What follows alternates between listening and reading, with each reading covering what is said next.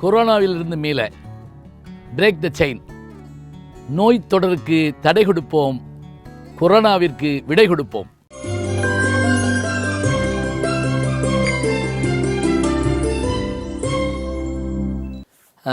இன்றைய நாள் என்ன அப்படின்னு கேட்டிங்கன்னா, கார்கில் போர் நடந்த நினைவு நாள் அப்படின்னு வச்சுக்கலாம். போர் என்பது என்னங்க? அது மனித மனதுக்குள் ஏற்படுகின்ற ஒரு குமுறல் அப்படிங்கிறது தான் எல்லாருமே சொல்கிறாங்க. ஆதிகாலம் தொட்டு மனிதன் மிருகங்களோடு போர் செய்திருக்கிறான், இயற்கையோடு போராடி இருக்கிறான். அதுக்கெல்லாம் பிறகு என்ன அப்படின்னா, அவன் எல்லாத்தையும் ஓரளவுக்கு அடக்கிட்டான். அதாவது மிருகங்களெல்லாம் இல்லாமல் பண்ணிட்டான், காடுகளை அழிச்சிட்டான். பிறகு இயற்கையை கூட வெல்ற மாதிரி மழை வருதா கண்டுபிடிச்சிட்டான், பூகம்பம் வருதா தப்பிக்க பழகிட்டான். ஆனால் அப்போ அவனுக்கு யார் தான் எதிரி?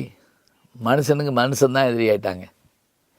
இந்த எதிரியாத காரணமாக மனிதர்களுடைய அந்த ஈகோ, மற்ற பிரச்சனைகள், இதன் காரணமாக போர்கள் நிகழத் தொடங்குது. கார்கில் யுத்தம் எப்போ நடந்தது? கார்கில் யுத்தம்னா என்ன அப்படின்னா, அதாவது 1947 இந்தியாவுக்கு சுதந்திரம் கிடைக்குது. ஆங்கிலேயர்கள் போகிற போது என்ன பண்ணிட்டு போயிட்டான், ஒரு சின்ன முடிச்சை போட்டுவிட்டு போயிட்டான். என்ன முடிச்சது? பாகிஸ்தானும் இந்தியாவும் ஆங்கிலேயர் காலத்தில் ஒரே நாடாகத்தான் இருந்தன. அவன் போகிற போக்கில் என்ன பண்ணிட்டான், முகமது அலி ஜின்னாவுடைய வேண்டுகோளுக்கு இணங்க அதிகமாக வழுகின்ற இஸ்லாமியர்கள் வாழ்கிற பகுதியாகி அதை தனி நாடாக அறிவிச்சிட்டு போயிட்டான். காந்தியடிகள் போன்றவர்களும் அதுக்கு ஒத்துக்கிட்டாங்க. சரி, எப்படியோ இவன் வெளிநாட்டு இவன் போகிறப்ப போயிட்டோம் அப்படின்னு சொல்லி போயாச்சு. இங்கேருந்த இஸ்லாமியர்கள் பல பேரும் அங்கே போனாங்க. அங்கேருந்த இந்துக்கள் பல பேரும் இங்கே வந்தாங்க. இப்போ இதோடு இருந்துட்டால் பரவாயில்லை, அண்டை நாடுகளோடு நட்போடு இருக்கணுங்கிறது தான் நம்முடைய எண்ணமே. பாரத பிரதமராக முதல் பிரதமராக பதவியேற்றுக்கொண்ட பண்டித ஜவஹர்லால் நேரு சீனாவுடனும் பாகிஸ்தானுடனும் இலங்கையுடனும் மற்ற நாடுகளுடனும் நட்போடு இருக்கணும்னு நினச்சார். சீனாவோடு இருக்கணும்னு நினச்சார். இந்தோ சீனா பாய்லாம் சொன்னார். ஆனால் சீன பிரதமராக இருந்த சூயன்லா எப்போது அப்படி இல்லாமல் படையெடுத்து வந்து நம் நாட்டுடைய பெரும்பகுதியை பிடிச்சிட்டு அதில் பெரும் இழப்பு ஏற்பட்டது நமக்கு. பாகிஸ்தானுக்கு நமக்கு இடையில் சின்ன சின்ன வார்கள் நடந்துகிட்டே இருந்தது. அதில் 1999 அந்த வரையறுக்கப்பட்ட எல்லையை மீறி பாகிஸ்தான் இராணுவம் உள்ளே புகுந்தது. கார்கில் அப்படின்னா என்ன அப்படின்னா, கார்கில்ங்கிறது ஒரு இடம்ங்க, வேற ஒன்றும் இல்லை. அதாவது இந்தியாவுக்கும் பாகிஸ்தானுக்கும் இடையில் இருக்கக்கூடிய ஒரு ஊர், சண்டை நடந்த இடம். இப்போ நீங்கள் சொல்கிறோம் இல்லையா, பானிபட் யுத்தம் அப்படிங்கிறோம். முதலாம் பானிபட்டு போர், ரெண்டாம் பானிபட்டு போர், மூணாம் பானிபட்டு போர்னால் பானிபட் என்கின்ற இடத்தில் நிகழ்ந்த போர், அதனால் அதுக்கு பானிபட்டு போர்னு பேர்.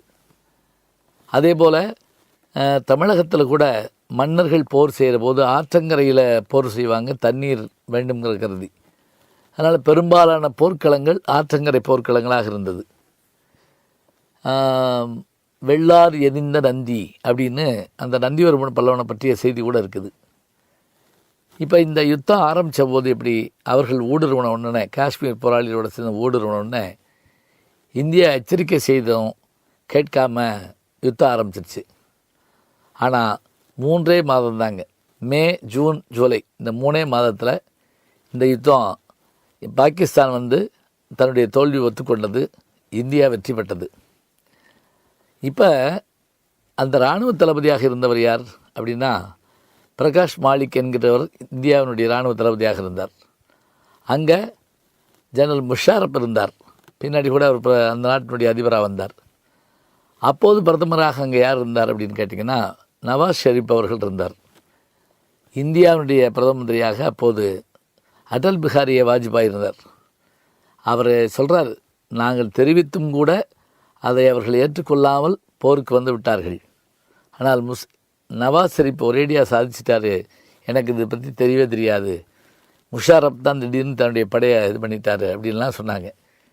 எது எப்படியாக இருந்தாலும் அந்த கார்கில் யுத்தத்தின் போது இந்திய மக்கள் அனைவரும் ஒன்றுபட்டார்கள். காஷ்மீர் முதல் கன்னியாகுமரி வரை இருக்கின்ற அத்தனை பேரும் நாம் வெற்றி பெற வேண்டும் என்று எல்லோரும் போராடினார்கள்.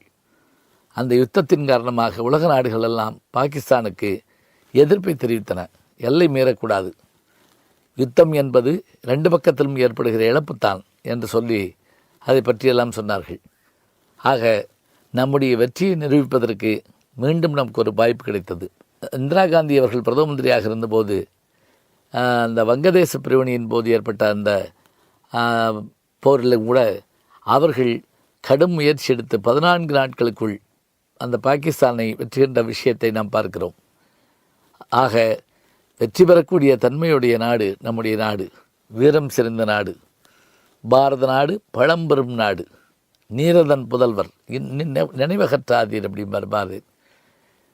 நம்பர்க்குரியர் நம் வீரர்கள் என்று பாரதி சொல்கிற வார்த்தைக்கேற்ப அந்த யுத்தம் நடந்தது. நாம் வென்றோம், அவர்கள் தோற்றார்கள் என்பதை காட்டிலும் போரே இல்லாத உலகம்தான் எப்போதும் சிறப்பாக இருக்கும். யாரோடும் பகை கொள்ளலம் என்றபின் போர் ஒடுங்கும் புகழ் ஒடுங்காது என்று வசிட்ட மாமுனி ராமனுக்கு பதவியேற்கப் போகிற போது சொல்கிற வார்த்தை தான் உலகத்தில் சிறந்த வார்த்தை.